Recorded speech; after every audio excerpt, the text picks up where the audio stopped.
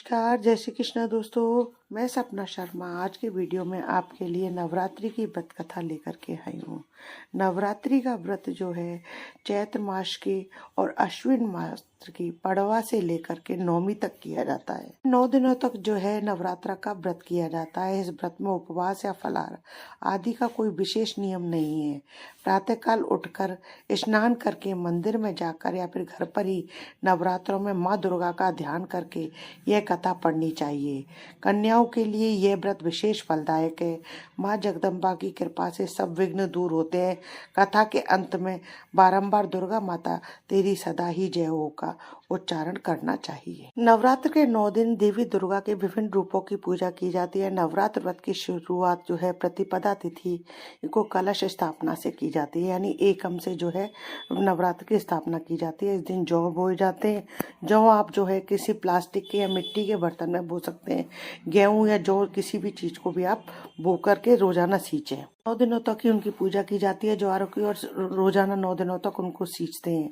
ऐसा कहा जाता है ज्वारों के बारे में, इतने अच्छे ज्वारे होते हैं उतना ही आपका साल जो है सुख समृद्धि दायक बीतता है। साथ ही नौमी वाले दिन हवन के बाद में उन ज्वारों को तोड़ करके जहाँ हमारा भंडार घर होता है या फिर जहाँ पर हम पैसे रखते हैं उन स्थानों पर उन ज्वारों को रखा जाता है। चोरी में रखने और भंडार घर में रखने से ये इसका फल ये मिलता है कि वो सदा भरे रहते हैं, और बाद बाकी के बचे ज्वारों को जो है विसर्जित कर दिया जाता है।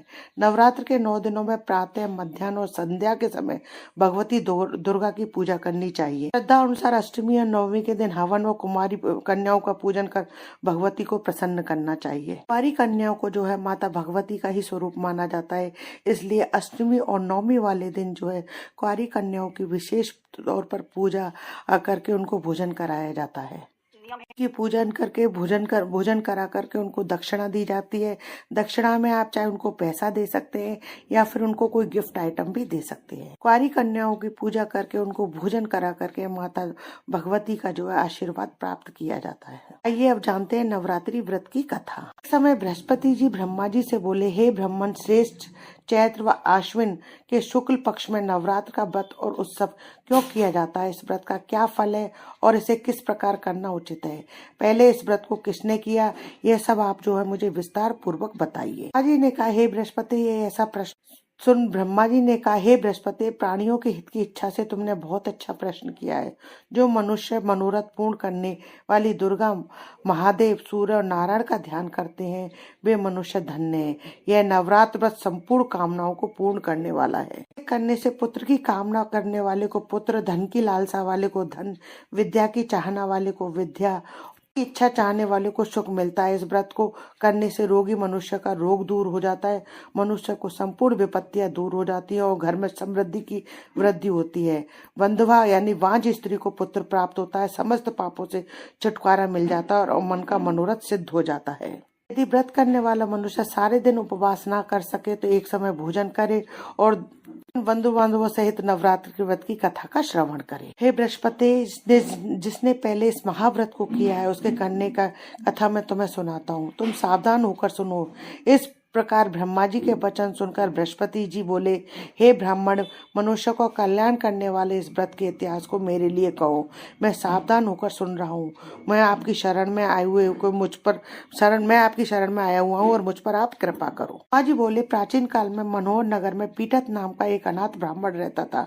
वह भगवती दुर्गा का भक्त था। उसके संपूर्ण सद्गुणों से युक्त सुमति नाम की एक सुंदर, अत्यंत सुंदरी कन्या उत्पन्न हुई। वह कन्या सुमति अपने पिता के घर बाल्यकाल में अपनी सहेलियों के साथ कीड़ा करती हुई इस प्रकार बढ़ने लगी जैसे शुक्ल पक्ष की चंद्रमा की कलाएं बढ़ती हैं। जैसे शुक्ल पक्ष का चंद्रमा जो है दिनों दिन बढ़ता है। उसका पिता प्रतिदिन जब माँ दुर्गा की पूजा करके हवन किया करता था उस समय वह नियम से वहां उपस्थित रहती थी। एक दिन सुमति अपनी सखियों के साथ खेल में लग गई और भगवती के पूजन में उपस्थित नहीं हुई। उसके पिता को पुत्री की ऐसी असावधानी देखकर क्रोध आया और वह पुत्री से कहने लगा, अरे दुष्ट पुत्री, आज तूने माँ भगवती का नहीं किया, इस कारण मैं किसी कुष्ठ रोगी या दरिद्री मनुष्य के साथ तेरा विवाह करूंगा। पिता के ऐसे वचन सुनकर सुमति को बड़ा दुख हुआ और पिता से कहने लगी, हे पिता, मैं आपकी कन्या हूँ तथा सब तरह से आपके अधीन हूँ। जैसी आपकी इच्छा हो वैसा ही करूँ। राजा से, कुष्ठ से, दरिद्र से अथवा जिसके साथ चाहो वैसा मेरा विवाह कर दो, पर होगा वही जो मेरे भाग्य में लिखा होगा। मेरा तो अटल विश्वास है, जो जैसा कर्म करता है उसके कर्मों के अनुसार वैसा ही उसे फल प्राप्त होता है, क्योंकि कर्म करना मनुष्य के अधीन है, पर फल देना तो जो है ईश्वर के अधीन है। से अग्नि में पड़ने से तृण आदि घास के तिनके उनको अधिक प्रदीप्त कर देते हैं, उसकी ज्वाला को अधिक भड़का देते हैं। उसी प्रकार कन्या के निर्वयता से कहे हुए वचन सुनकर उस ब्राह्मण को बहुत ही क्रोध आया और अपनी कन्या का विवाह उसने एक कोढ़ी के साथ कर दिया और अत्यंत क्रोधित हो पुत्री से कहने लगा, हे पुत्री, जाओ अपने कर्म का फल भोगो, देखे तेरे भाग्य भरोसे रहकर क्या करती है तू। पिता के ऐसे कड़वे वचनों को सुनकर सुमति मन में विचार करने लगी, अहो मेरा बड़ा दुर्भाग्य है, अहो ये तो मेरा बड़ा दुर्भाग्य है जिससे मुझे ऐसा पति मिला। इस तरह अपने दुख का विचार करते हुए वह कन्या अपने पति के साथ वन में चली गई और डरावने कृषियुक्त उस निर्जन वन में उन्होंने बहरात बड़े कष्ट से व्यतीत की। उस गरीब बालिका की ऐसी दुर्दशा देख करके देवी भगवती उसके पूर्व पहले के पुण्य प्रभाव से प्रकट हो जाती है और सुमति से कहती है, हे दीन ब्राह्मणी, मैं तुझसे प्रसन्न हूँ, तुम जो चाहो सो वरदान मांग सकती हो। भगवती दुर्गा का यह वचन सुनकर ब्राह्मणी ने कहा, आप कौन है और आप यह सब मुझसे कहो। ब्राह्मणी के ऐसे वचन सुनकर देवी ने कहा कि मैं आदि शक्ति भगवती हूँ और मैं ही ब्रह्म विद्या व सरस्वती हूँ।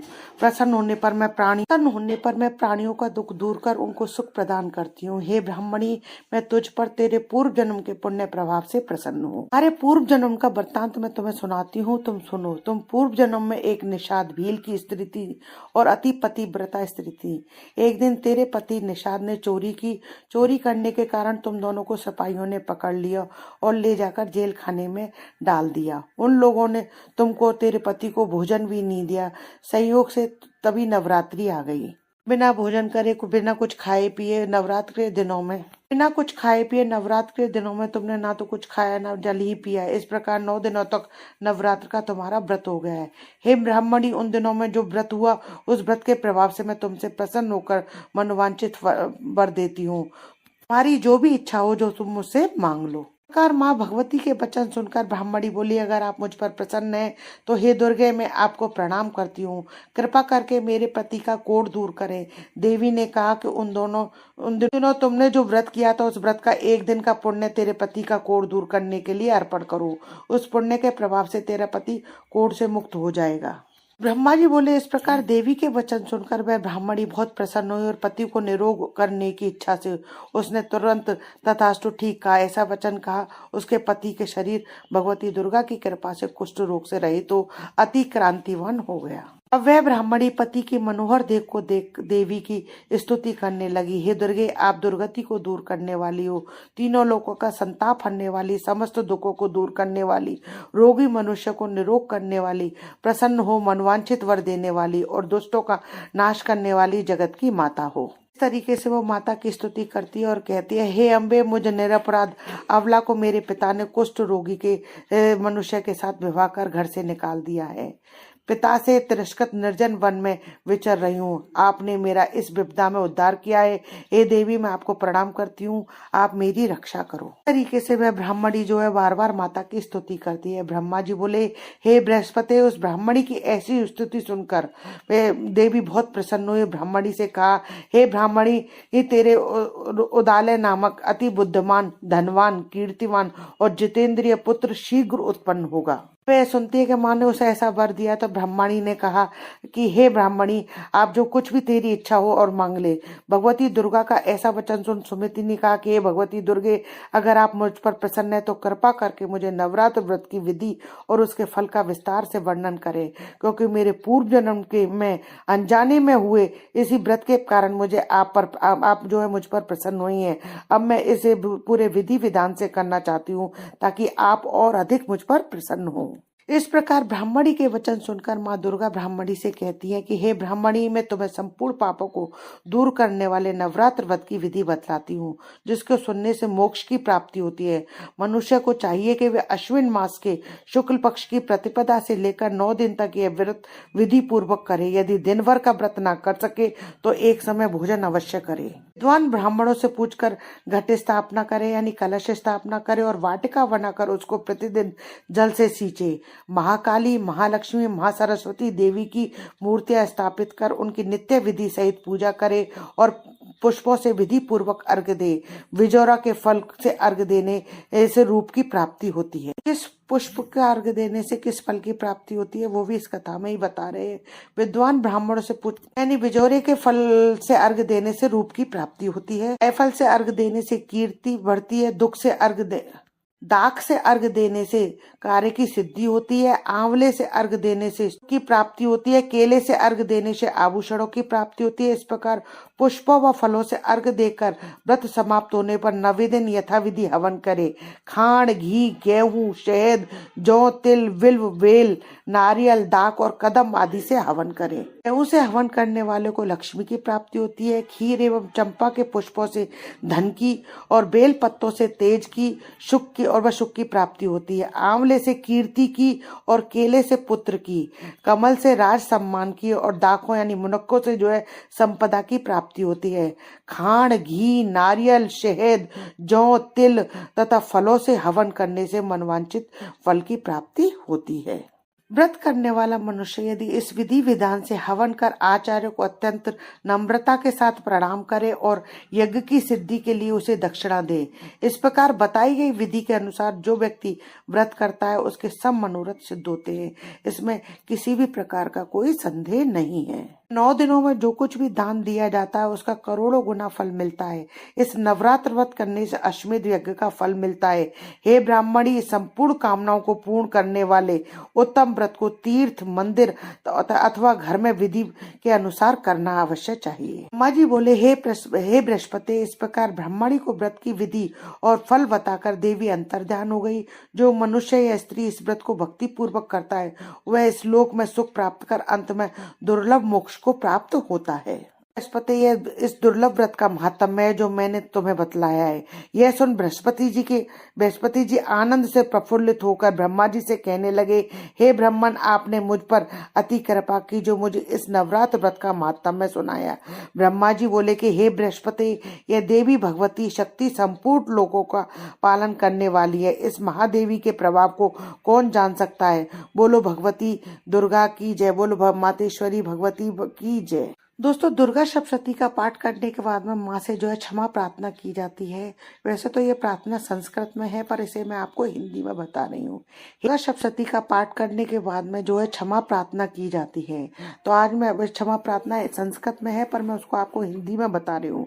आप इसका पाठ करते हैं तो माता जो है आप पर प्रसन्न होती है और आपकी पूजा को स्वीकार करती है। आइए जानते हैं प्रार्थना।